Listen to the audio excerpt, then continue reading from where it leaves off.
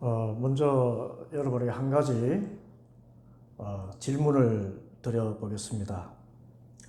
지금까지 여러분이 살아온 인생 가운데 근심이 많았습니까? 기쁨이 많았습니까? 그래, 아무리 낙천적인 사람이라도 인생을 말하면 근심과 걱정이 더 많다, 그렇게 말을 한다고 합니다. 이것을 하나님의 사람 모세가 일찍이 증언했습니다. 시편 90편 10절에 우리의 연수가 70이요 강건하면 80이라도 그 연수의 자랑은 수고와 슬픔뿐이요 신속히 가니 우리가 날아가나이다. 날아가는 듯이 짧은 인생에 자랑거리를 찾고 찾아도 찾을 수 없고 수고와 슬픔뿐이다. 그렇게 고백한 것입니다. 이처럼 하나님의 사람이라도 근심과 걱정거리를 떠나서 인생을 생각할 수가 없습니다. 아담의 원죄 이후에 타락한 우리 인생은 가시덤불과 엉겅퀴가 무성한 삶을 살 수밖에 없는 것입니다. 여기에 우리 그리스도인들의 난관이 있습니다. 왜냐하면 같은 성경 말씀 데살로니가전서 5장 16절에서 18절까지에서는 항상 기뻐하라, 쉬지 말고 기도하라, 범사에 감사하라, 이것이 그리스도 예수 안에서 너희를 향하신 하나님의 뜻이니라. 이 하나님의 뜻이 걱정, 근심, 염려, 불안하지 말고 항상 기뻐하라, 이것이 하나님의 뜻인데 우리 그리스도인의 삶에 걱정과 근심이 있다면 이 하나님께 영광 돌리지 못하는 것이 아닌가 하는 딜레마입니다. 그러나 결론부터 말하자면 하나님께서 우리가 기뻐하며 살라는 것은 하나님을 믿는 우리에게는 걱정거리, 근심거리가 없다는 말이 아니라 이 세상 사람과 똑같이 고난을 겪는다 하더라도 그 고난 가운데 걱정, 근심에 빠지지 말고 그런 근심과 걱정을 극복하라, 그런 말씀입니다. 그러면 마음에 근심이 있을 때 우리 그리스도인들은 어떻게 이 근심을 떨쳐버립니까? 오늘 본문의 말씀, 곧 예수님께서 십자가에 못 박혀 죽으시기 전날 밤 최후의 만찬 자리에서 하신 말씀이 그 비결입니다. 그 첫째는 문제를 보지 말고 하나님을 보라 하는 것입니다. 뭘 보라고요? 하나님을 보라. 1절 말씀입니다. 너희는 마음에 근심하지 말라. 하나님을 믿고 또 나를 믿으라. 근심하지 말고 누구를 믿으라고요? 그렇습니다. 하나님을 믿고 또 예수를 믿으라고 말씀하셨습니다. 사람이 마음에 근심에 빠지는 것은 문제만 보기 때문입니다.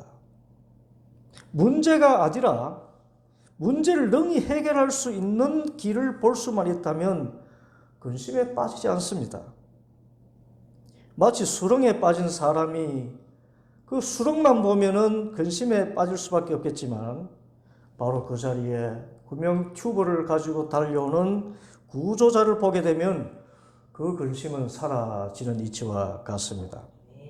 영적인 의미에서 우리의 마음의 근심을 떨쳐버리는 길은 그 모든 문제를 능히 해결하시는 하나님을 믿는 것입니다. 너희는 마음에 근심하지 말라. 하나님을 믿고 또 나를 믿으라는 말씀대로 하나님을 믿으면 됩니다. 하나님은 세상의 어떤 문제보다 크고 강하신 분이십니다. 그래서 하나님을 참으로 믿게 되면 어떤 염려로부터도 해방될 수 있습니다. 그러면 마음에 근심이 있을 때 하나님을 믿는다 하는 것이 무엇입니까?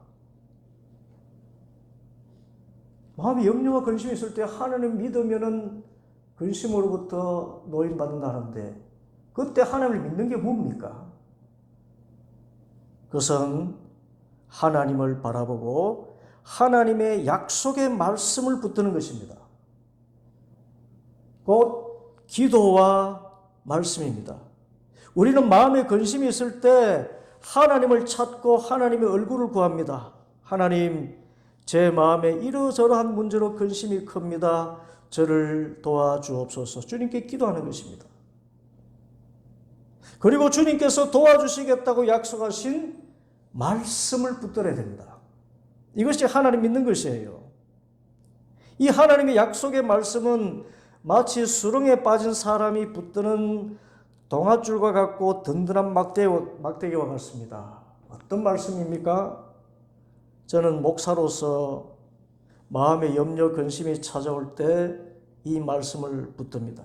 이사야 41장 10절 말씀, 두려워하지 말라, 내가 너와 함께함이라. 놀라지 말라, 나는 너의 하나님이 됨이라.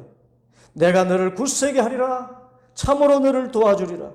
참으로 나의 의로운 오른손으로 너를 붙들리라. 보라, 네게 노하던 자들이 수치와 욕을 당할 것이요 너와 다투는 자들이 아무것도 아닌 것 같이 될 것이며 멸망할 것이라.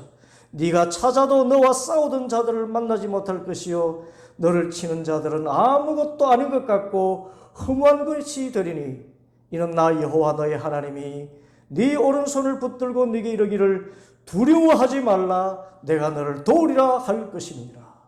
이 말씀을 딱 붙들고 기도할 때 이 말씀을 가지고 기도하는 것입니다. 예수님의 말씀도 붙듭니다. 마태복음 6장 31절, 그러므로 염려하여 이르기를 무엇을 먹을까 무엇을 마실까 무엇을 입을까 하지 말라, 이는 다 이방인들이 구하는 것이라. 너희 하늘 아버지께서 이 모든 것이 너희에게 있어야 할 줄 아시느니라. 그런즉 너희는 먼저 하나님의 나라와 의를 구하라. 그리하면 이 모든 것을 너희에게 더하시리라. 이 말씀을 붙드는 것입니다. 이에 더해서 마음에 근심이 있을 때 하나님을 믿는다는 것은 지금까지 하나님께서 내 문제를 해결해 주신 그 은혜를 기억하는 것입니다. 저는 특별히 참 악한 사람이 나를 해할 것 같은 그런 두려움이 있을 때 지난날 나를 건져주신 하나님의 그 은혜의 사건을 기억하곤 합니다. 때는 제가 군 복무를 할 때였습니다. 저를 몹시도 괴롭히는 고참이 있었습니다. 단 하루도 무사히 넘어가는 날이 없었습니다. 어떤 일이든지 터집을 잡아서 욕설을 하거나 구타를 하거나 하면서 괴롭히는 고참이었습니다. 어느 날 더 이상 괴롭힘을 견디다 못해서 그 고참에게 대들었습니다. 군에서 고참에게 대든다는 것은 사망을 자초하는 일이죠. 하지마! 저리 비켜! 단 이 한마디 말이었지만은 그 고참에게는 일생일대의 모욕이었나 봅니다. 마침 하분할 때가 되어서 임무교대를 해야 하는 시간인데 그 고참이 하는 말, 너 내일 죽었어 하는 것입니다. 소대에 같은 동기 선임병들과 함께 나를 죽여놓겠다는 으름장이었습니다. 그 군대 분위기를 아는 저는 얼마나 두려웠는지, 제가 방위병 복무를 했기 때문에 이제 집으로 돌아오는 길에 다리가 후들거리고 안색이 창백해졌습니다. 집에 돌아오니까 어머니가 걱정스레 물었습니다. 예, 얼굴이 왜 그래? 무슨 일이 있어? 그래도 명색이 군인인데 마마보이를 극도로 싫어하던 저였지만 너무나 두려우니까 말했습니다. 군에서 고참병과 싸웠는데 내일 날 죽이겠대요. 그때 어머니 말씀, 기도하자. 기도하자. 그날 밤 저는 이불 속에서 기도하고 어머니는 성전에서 밤을 새워 기도했습니다.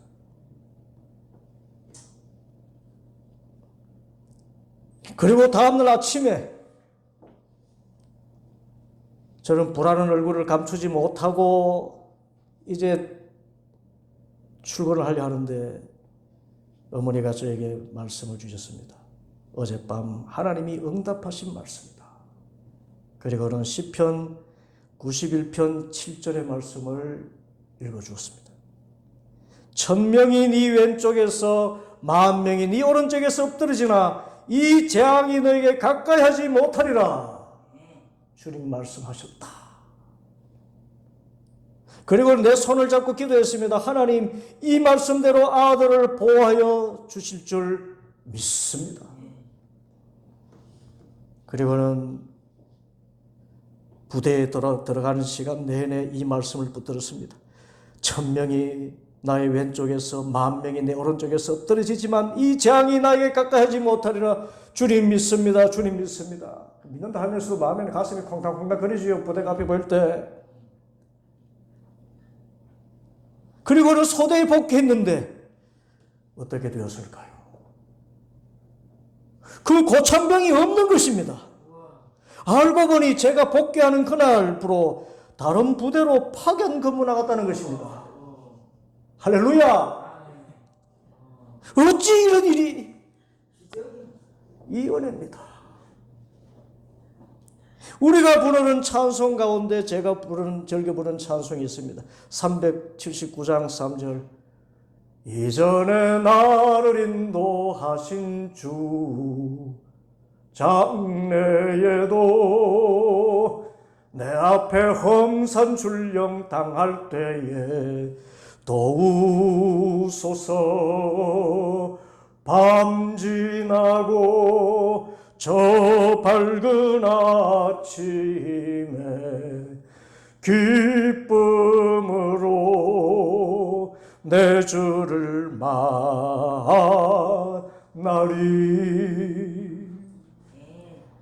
그때 하나님이 나를 도우신 그 분명하고 확실한 은혜의 체험, 이것이 힘이 되어서 지금도 문제가 생기면 그때 그렇게 도우신 주님께서 지금도 도와주실 줄 믿습니다. 하나님, 주님의 신기한 능력과 방법으로 나를 도와주옵소서. 그 확신이 있기에 그 은혜를 기억하고 붙들면 하나님이 또다시 문제를 해결해 주시기를 내가 사는 날까지 하신다. 그 믿음으로 나아가는 것입니다. 그러므로 근심 걱정거리가 생기면 기도하고 약속의 말씀을 붙들고 또 이전에 나를 건져주신 하나님의 은혜를 기억함으로써 근심을 떨쳐버리는 성도들 되기를 바랍니다. 둘째는 우리 그리스도인은 특별히 근심 걱정거리가 생길 때 이 세상을 보지 않고 저 영원한 하나님의 나라를 바라보는 것입니다. 뭘 바라봐요? 하나님의 나라를 바라보는 겁니다. 천국이지요. 2절 말씀입니다. 내 아버지의 집에는 있을 곳이 많다. 그렇지 않다면 내가 너희가 있을 곳을 마련하려고 간다고 너희에게 말했겠느냐. 나는 너희가 있을 곳을 마련하러 간다. 여러분, 예수님께서 우리에게 선물로 주신 가장 좋은 것이 무엇입니까? 예수님이 우리에게 주신 것 가운데 선물로 주셨지만은 금으로도 사지 못하고 얻어도 사지 못하는 가장 귀한 것이 무엇입니까? 영생입니다. 또 우리가 예수님을 믿는 목적은 단 하나입니다. 예수 믿고 이 세상 삶이 잘 되기를 원하는 것도 있지만은 무엇보다도 영생의 선물을 받기 위함입니다. 여러분, 영생이 무엇입니까? 하나님의 나라에서 영원히 사는 것입니다. 천국이라고 합니다. 예수님 믿으면 죽어도 다시 살아서 또 살아서 예수님 믿는 사람은 영원히 죽지 않는 영원한 기쁨의 나라에 들어갑니다. 그곳에는 이 세상에서 겪는 어떤 근심거리도 없습니다. 눈물도 슬픔도 아픔도 통곡할 일도 없습니다. 죽음의 이별이 없고 어둠이 없는 곳 없고 하나님이 영원한 빛이 되셔서 우리들에게 비춰주십니다. 이 영원한 하나님 나라를 예수님께서는 아버지의 집이라고 했습니다. 아버지의 집. 이 아버지 집 어디서 많이 들었습니다. 성경에 보면 아버지의 집, 다윗이 시편 23편에서 노래했습니다. 여호와는 나의 목자시니 나에게 부족함이 없으리로다. 그가 나를 푸른 풀밭에 누이시며 쉴 만한 물가로 인도하시는도다. 내 영혼을 소생시키시고 자기 이름을 위하여 의의 길로 인도하시는도다. 내가 사망의 음침한 골짜기로 다닐지라도 해를 두려워하지 않을 것은 주님께서 나와 함께 하심이라. 주님의 지팡이와 막대기가 나를 안위하시나이다. 주께서 내 원수의 목전에서 나에게 상을 차려주시고 기름을 내 머리에 부으셨으니 내 잔이 넘치나이다. 내 평생의 선하심과 인자하심이 반드시 나를 따르리니 내가 여호와의 집에 영원히 살리로다. 누구의 집요? 여호와의 집. 이 여호와의 집이 우리 하나님 아버지의 집입니다. 영원한 하나님 나라 천국입니다. 우리는 예수님의 십자가의 공로를 믿음으로, 단지 하나님의 그 은혜를 믿음으로 아버지 집에서 영원히 살 자격을 얻었습니다. 얼마나 놀라운 은혜며 큰 은혜입니까? 하나님께서 이 은혜를 선물로 주셨습니다. 에베소서 2장 8절 너희는 그 은혜에 의하여 믿음으로 말미암아 구원을 받았으니 이것은 너희에게서 난 것이 아니요 하나님의 선물이라. 그런데 예수님께서 이 아버지의 집을 말씀하신 이유가 무엇입니까? 최후의 만찬 자리에 있던 지금 제자들은 예수님께서 곧 십자가를 지고 죽으신다는 말씀을 듣고 충격에 빠졌습니다. 어마어마한 근심에 빠져 있습니다. 그야말로 최후의 만찬이 진짜 최후의 만찬이 됐던 것입니다. 지금까지 제자들은 배와 거물을 다 버려두고 처자식까지 버리고 예수님을 따랐습니다. 3년의 세월, 결코 짧지 않은 시간이지요. 그렇지만 그것도 머리 둘 곳차 없는 나그네 삶이고 탁발 수도자의 삶이었습니다.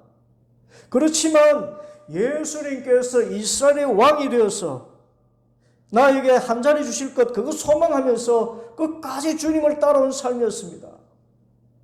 그런데 예수님께서 이스라엘의 왕은 고사하고 로마 제국의 반역자나 당하는 십자가 처형을 당하고 죽으신다는데, 그러면 제자인 자기들도 다 죽을 위험에 처할 것이 분명한데, 그래서 너무나 두려운 것입니다. 그때 제자들의 이 두려움을 아시고 하신 예수님의 말씀인 것입니다. 너희는 마음에 근심하지 말라. 하나님을 믿으니 또 나를 믿으라. 그리고 내 아버지 집에는 거할 곳이 많다. 내가 먼저 가서 너희의 거처를 예비하면 내가 다시 와서 나 있는 곳에 너희도 있게 하리라.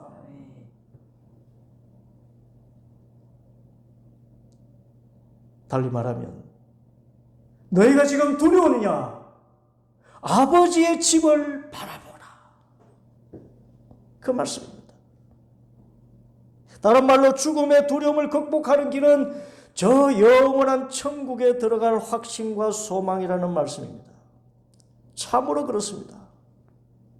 여러분, 우리가 두렵다 하는데 가장 근본적인 두려움이 무엇일까요?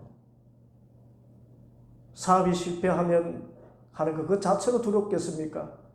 사업이 실패하면 먹고 살 길이 막막해지고 자녀들의 앞길도 막히고 나의 삶이 여기서 끝나는 것이 아닌가. 결국 죽음에 대한 두려움입니다.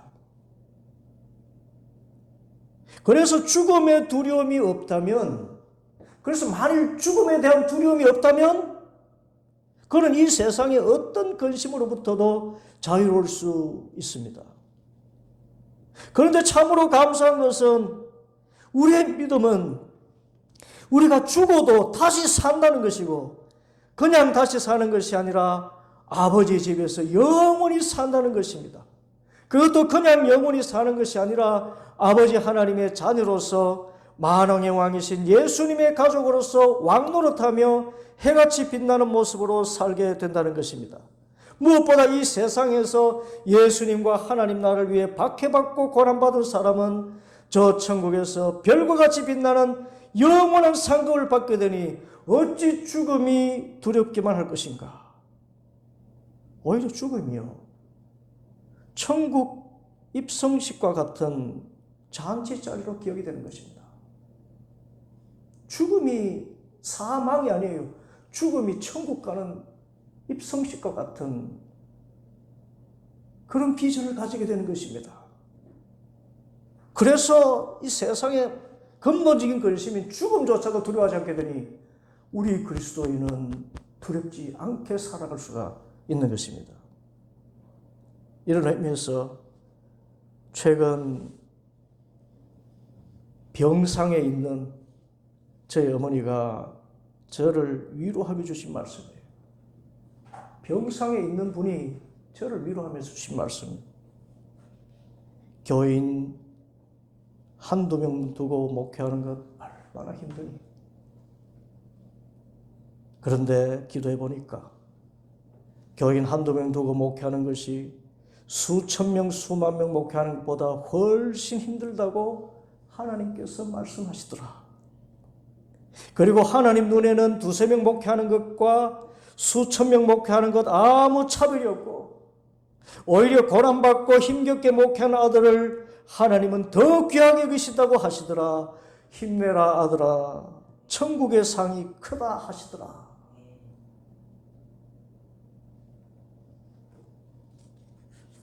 저 역시 천국의 소망을 가지고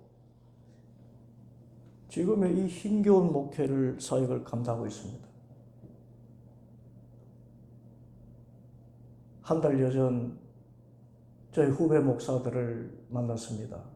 대형 교회 부목사로 함께 사역하던 목사들을 만나서 서로의 얼굴을 살피고 목회의 근황을 묻는 중에 제가 정말 육체 노동을 하는 근로자의 그 삶을 살고 있다, 그렇게 이야기를 하니까 제 후배들은 그 목사님이 하는 말, 목사님 얼굴에는 그런 근로하는 그런 힘겨운 모습이 전혀 보이지 않습니다. 제게서 근심하고 염려하는 그런 모습이 보이지 않는데요. 너무나 건강한 모습이고 여전합니다. 그러더라고요. 왜 그럴까요? 천국을 바라보기 때문에 그렇습니다.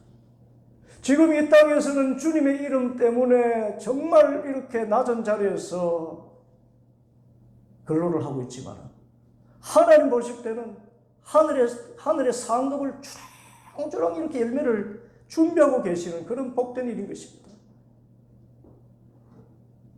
주님 이름 위하여서 자기 십자가 지고 주님을 쫓는 것, 주님께서는 그 상급을 반드시 허락하시는 주님, 그 천국의 소망을 가지니 저 좋은 천국에서 다른 목사들이 누리지 못하는 하늘의 큰 상급 받아서 면류관 쓰고 영원히 사는 그 나라의 행복, 그것을 바라보면서 지금 이 세상의 근심과 걱정을 떨쳐버리는 것입니다. 우리들 또한 이미 구원 얻은 자로서 정말 사망에 버금가는 큰 걱정거리가 생길 때조차도 저 영원한 천국 바라보며 소망 가운데 이 모든 것을 이겨내는 성도들 다 되기를 축복합니다. 셋째로, 마음의 근심이 있을 때 우리 그리스도인이 할 일은 영원히 함께 하시는 주님을 바라보는 것입니다. 영원히 어떻게 하시는 주님요? 함께 하시는 주님입니다. 3절, 내가 가서 너희가 있을 곳을 마련하면 다시 와서 너희를 나에게로 데려다가 내가 있는 곳에 너희도 함께 있게 하겠다. 여러분, 우리가 세상 근심과 염려에서 자유한 것은 영적인 차원에 있습니다. 그것은 지금 하나님이 나와 함께 하신다는 믿음입니다. 지금 예수님의 이 말씀과 같습니다. 내가 있는 곳에 너희도 함께 있게 하겠다. 다른 말로 내가 있는 곳에 예수님이 함께 하시겠다는 약속입니다. 과연 여러분, 예수님의 이름 뜻이 무엇입니까? 예수는 건지다, 구원자라는 뜻인데 이사야 선지자는 예수님의 이름을 무엇이라고 했습니까? 이사야 선지자는 예수님의 나심을 예언하면서 임마누엘이라고 했습니다. 여러분, 임마누엘이 무엇입니까? 하나님이 우리와 함께 계신다는 뜻입니다. 이 말씀대로 예수님께서 부활 성천하시면서 제자들에게 약속하셨습니다. 마태복음 28장 19절 그러므로 너희는 가서 모든 민족을 제자로 삼아 아버지와 아들과 성령의 이름으로 세례를 베풀고 내가 너에게 분부한 모든 것을 가르쳐 지키게 하라. 볼지어다 내가 세상 끝날까지 너희와 항상 함께 있으리라 하시니라. 아멘. 받아합시다. 내가 세상 끝날까지 너희와 항상 함께 있으리라. 여러분, 어린아이 같은 우리들입니다. 여러분, 어린아이가 제일 두려워하는 것이 무엇입니까? 엄마가 옆에 없는 거예요. 그런데 엄마만 옆에 있으면 세상 다 가진 것처럼 행복해하는 것이 어린아이입니다. 지금도 제 막내딸은 힘들 때 엄마 보러 갈래 그런답니다. 아빠 보러 갈래 그런 말을 안 하고. 유치원에 아이를 맡길 때도 엄마가 꼭 약속하는 것이 무엇입니까? 이따가 꼭 데리러 올게. 올 때 맛있는 거 사올게. 그러면 더 좋아하죠. 사랑해. 다시 오겠다는 약속이고 집에 함께 가겠다는 약속입니다. 영적으로 어린아이 같은 우리들에게도 이 세상의 두려움을 이기는 참된 믿음은 지금 하나님께서 나와 함께 계신다는 믿음입니다. 여러분, 지금 이 자리에 두세 사람 모인 이 자리에 성령 하나님께서 예수님의 영으로 함께 계심을 믿습니까? 그것을 믿고 확신할 수만 있다면 저는 이 세상의 모든 두려움으로부터 자유할 수가 있어요. 저 믿음의 사람 여호수아가 모세를 이어서 이스라엘의 제2대 지휘장관이 되었을 때 그는 몹시도 두려웠습니다. 눈앞에는 악한 가나안의 7 족속이 있는데 이제 저 7 족속을 물리칠 최고 책임을 부여받았고 또 함께한 이 백성들이 얼마나 목이 곧고 말을 안 듣는지 반역의 무리들인데 이들을 이끌고 저 어떻게 영원한 가나안 땅에 인도하여서 모두가 행복하게 살 수 있게 하겠는가. 어마어마한 책임감과 근심 가운데 하나님께서 말씀을 주셨습니다. 여호수아 1장 5절 이하의 말씀, 저도 두려울 때 이 말씀을 붙듭니다. 너의 평생에 너를 능히 대적할 자가 없으리니 왜? 내가 모세와 함께 있었던 것 같이 너와 함께 있을 것임이니라. 내가 너를 떠나지 아니하며 버리지 아니하리니 강하고 담대하라. 너는 내가 그들의 조상에게 맹세하여 그들에게 주리라 한 땅을 이 백성에게 차지하게 하리라. 오직 강하고 극히 담대하여 나의 종 모세가 너에게 명령한 그 말씀을 다 지켜 행하고 우로나 좌로나 치우치지 말라. 그리하면 어디로 가든지 형통하리니 이 말씀을 내 입에서 떠나지 말게 하며 밤낮으로 그것을 묵상하여 그 안에 기록된 대로 다 지켜 행하라. 그리하면 내 길이 평탄하게 될 것이라. 네가 형통하리라. 내가 너에게 명령한 것이 아니냐. 강하고 담대하라. 두려워하지 말며 놀라지 말라. 네가 어디로 가든지 네 하나님 여호와가 너와 함께 하느니라 하시니라. 지금 이 자리에 하나님 계셔요. 그것도 좀 감격이 느껴진다면 그 하나님께서, 그 예수님께서 지금 보혜사 성령님으로 내 마음속에 계심을 믿으시길 바랍니다. 예수님의 이름을 부르는 자는 성령님이 그 마음속에 임재하셔요. 예수님의 이름을 부르는 자는 구원을 받으리라 성경에서 말씀했는데 예수님의 이름을 부르는 자는 주님께서 성령님을 보내셔서 그 안에 좌정하시고 우리를 지키시고 보호해 주시는 것입니다. 이 말씀을 붙들고 여호수아는 담대하게 나아가서 위대한 이스라엘 지도자로서 사명을 다 감당하였습니다. 이와 같이 지금도 하나님은 보혜사 성령님으로 나와 함께 계신다. 이 사실을 믿을 때